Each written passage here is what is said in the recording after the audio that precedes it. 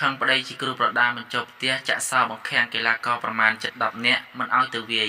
កីឡាករប្រដានៅក្លឹបមួយប្រមាណជា10នាក់ត្រូវបានស្ត្រីជាភរិយាគ្រូប្រដាម្នាក់ចាប់ចាក់សោបង្ខាំងទុកនៅក្នុងផ្ទះមិនឲ្យចាក់ចេញទៅប្រដាល់ដោយសារតែខឹងប្តីរបស់ខ្លួនមិនចូលផ្ទះបន្ទាប់ពីមានទំនាស់គ្នានៅក្នុងគ្រួសារហេតុការណ៍នេះបង្កឲ្យមានការភ្ញាក់ផ្អើលការពីវេលាម៉ោង 9:30 នាទីព្រឹកថ្ងៃទី7 ខែមីនា ឆ្នាំ 2025 ស្ថិតនៅភូមិឃ្លាំងសាំងសង្កាត់ឫស្សីកែវខណ្ឌឫស្សីកែវរាជធានីភ្នំពេញបើតាមកីឡាករដែលគេចាក់សោបង្ខាំងទុកបានអះអាងថាខ្លួនជាកូនសិស្សលោកគ្រូឆេនឆាយទោះបីជាយ៉ាងណាគេពុំដឹងថាជាកីឡាករប្រដាល់នោះ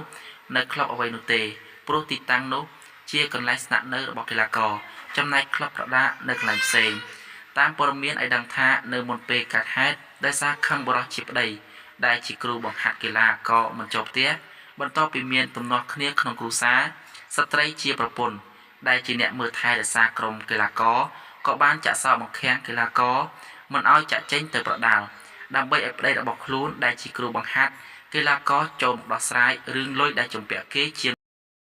នៅព្រឹកនោះបន្ទាប់ពីមានការភ្ញាក់ផ្អើលនគរបាលមូលដ្ឋានក៏បានចូលទៅអន្តរាគមន៍និងបានសម្របសម្រួលឲ្យស្ត្រីជាប្រពន្ធចាក់សោវិញតាមនគរបាលមូលដ្ឋានបានឲ្យដឹងថាករណីនេះមិនមែនជាការចាក់សោបង្ខាំងទុកក្រុមកីឡាករនោះទេនេះដោយសារស្ត្រីជាប្រពន្ធបានហៅប្តីឲ្យមកផ្ទះវិញមិនមកក៏ខឹងប្តីចាក់សោមិនឲ្យក្រុមកីឡាករដែលត្រូវទៅវាយនៅខេត្តបាត់ដំបងនៅថ្ងៃនេះតែម្ដងបន្ទាប់ពីមានការសម្របសម្រួលក្រុមកីឡាករមិនបានខឹងនឹងស្ត្រីដែលជាប្រពន្ធរបស់គ្រូប្រដាល់នោះទេហើយក៏បាននាំគ្នាចាក់ចេញទៅអស់តែម្ដង